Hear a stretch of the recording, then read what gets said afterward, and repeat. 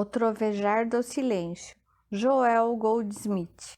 Primeira parte, da escuridão para a luz. Capítulo 1, Os dois pactos. Porque está escrito que Abraão teve 2 filhos, um da escrava e outro da livre. Todavia, o que era da escrava nasceu segundo a carne, mas o que era da livre, por promessa, o que se entende por alegoria, porque estes são os 2 concertos, um do Monte Sinai, gerando filhos para a servidão, que é Agar. Ora, essa Agar é Sinai, um monte da Arábia que corresponde a Jerusalém, que agora existe, pois é escrava com seus filhos. Mas a Jerusalém que é de cima é livre, a qual é mãe de todos nós. Gálatas 4, versículos 22 a 26. Em nossa humanidade, somos filhos da escrava, subjugados pela carne e suas imposições, presos às coisas, aos pensamentos e às atividades da carne, quer se trate da carne do corpo, quer seja a carne chamada dinheiro, ou outras formas do humano viver.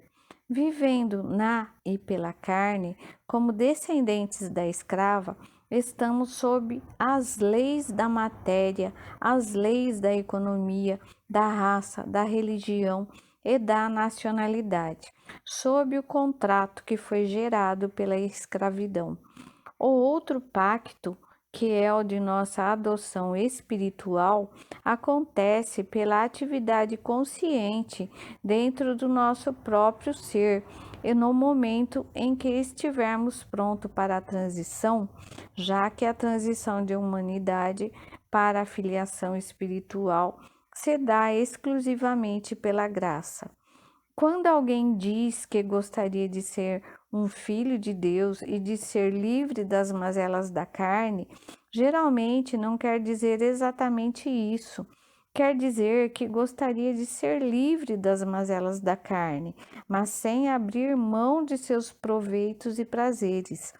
Essa é por essa razão que, como seres humanos, não podemos escolher ser filhos de Deus, mas virá um dia na consciência de cada um de nós, para alguns agora mesmo e para outros daqui a diversas existências, quando pela graça interior seremos capazes e desejosos não só de nos livrar dos desgostos da carne, mas também de seus proveitos e prazeres.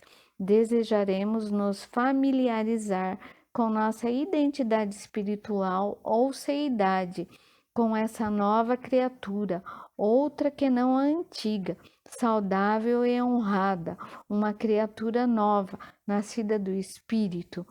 Essa é a experiência da transição. Ser nascido pelo Espírito significa renascer por uma transformação da consciência, e esse renascimento pode ocorrer enquanto estamos nesse plano de existência terrena, assim como pode ter lugar após termos deixado esta esfera. É bom lembrar que, se não conseguirmos fazer a transição aqui, sempre haverá para nós uma oportunidade em outro momento, pois no reino de Deus não existe o tempo. Ali é sempre o agora, e o agora sempre se nos apresenta com novas oportunidades.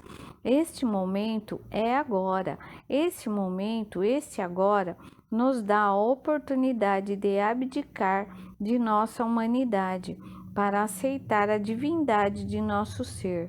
Se, porém, isto estiver além da nossa capacidade imediata de fazê-lo nesse momento, mais tarde descobriremos que também é agora, e nesse novo agora estaremos de novo diante da oportunidade de aceitar ou não a divindade do nosso ser.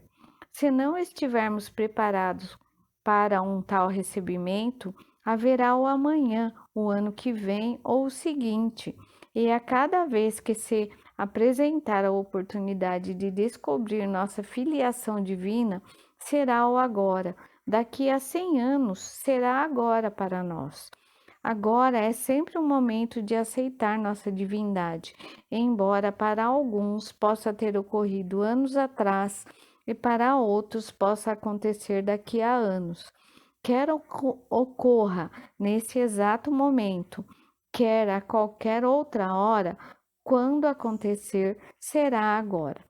Cada um de nós terá de o defrontar a qualquer momento de qualquer dia da eternidade. E aquele de nós que, por uma razão ou outra, forem incapazes de aceitar o convite de nossa liberdade, nesse momento particular, liberdade com que estaremos revestidos quando da aceitação do Cristo, tranquilamente terão uma nova oportunidade ao longo do tempo. Para aqueles que se foram antes de nós, alguns dos quais em profunda escuridão espiritual, outros em estado de pecado mortal e de degradação, também existe o agora, e eles também têm a mesma oportunidade agora que tiveram e rejeitaram aqui na terra. E agora podem ter desenvolvido uma maior capacidade de aceitação. O que significa aceitar a revelação espiritual em nossa experiência? Sem a compreensão do que seja a revelação espiritual, não podemos estar preparados para aceitá-la. Apesar de a maioria das pessoas afirmar acreditar em Deus, na verdade, muitas delas não acreditam. De fato, podem acreditar que há um Deus ou ter uma crença acerca de Deus, mas não têm fé, nem percepção e nem convicção.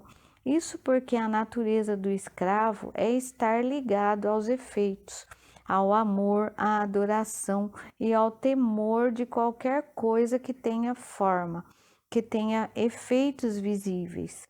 Podem ser fisicamente saudáveis, de coração, fígado ou pulmões. Podem ter montanhas de dinheiro, investimentos ou imóveis. Porém, o amor, a devoção ou o medo de muitos seres humanos está sempre voltado para algo ou para alguém do reino do visual. O filho da escrava está ligado a algum pensamento, coisa ou pessoa, e é o que constitui a humanidade em sua quase totalidade. O novo contrato de uma nova criatura começa a valer quando descobrimos que eu e o Pai somos um e tudo o que o Pai tem é meu. Eu olho para uma única direção, a do infinito invisível. Então, o que vem de dentro eu reparto gloriosamente, com liberdade e júbilo. A transição para a filiação divina implica mudar a fé no que é visível para a fé no infinito invisível, no que jamais poderá ser visto, ouvido, saboreado, tocado, cheirado ou mesmo pensado e argumentado. Tem de ser uma fé em si mesma, que não pede razões. Deve haver uma convicção avassaladora, condizente com essa fé, mesmo antes de se saber o que é, ou seja, um instinto profundo, uma intuição, uma graça interior. Não haverá sinais a seguir, os sinais seguem aquele que crê. Quando a fé se instala, os sinais vêm. Se nos dedicarmos a qualquer sinal, qualquer coisa ou pensamento em que podemos nos apegar, então tal coisa ou pensamento será algo sobre o qual repousa nossa fé, em vez de estar no invisível que é Deus. É impossível pensar e repensar na verdade, e até certo ponto isso é natural e certo. Porém, virá um momento em que o pensamento para, se faz um branco, quase um vazio, e então nesse vazio jorra a própria presença e força de Deus. Podemos atingir essa presença apenas estando despidos, num momento de completo silêncio, quando todo o processo de pensamento estiver parado, quando nada tivermos para nos apoiar, nada em que fixarmos nossa felicidade e tivermos nos tornados estéreis e vazios. Este é um momento em que perceberemos que, mesmo sem poder conhecê-lo, senti-lo ou pensá-lo, aí está uma presença invisível, um algo inatingível, que todavia é atuante e que, de dentro da própria invisibilidade, manifestará tudo o que for necessário ao nosso desenvolvimento. Se acharmos que somos alguma coisa, erraremos gravemente. Apenas quando atingirmos a renúncia a nós mesmos é que a divina seidade de nosso próprio ser revelar-se-á. E o caminho é o silêncio.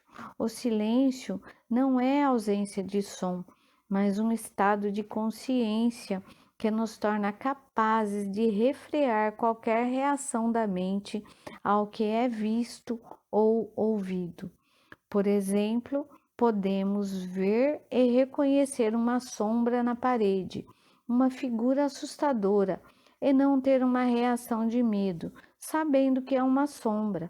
Quando a consciência tiver atingido o conhecimento de uma força, de uma lei, uma substância, uma causa, a unidade, não mais responderemos com medo, dúvida ou horror a qualquer coisa vista ou ouvida. E então a consciência terá ido além da força e atingido o silêncio. A cura da consciência.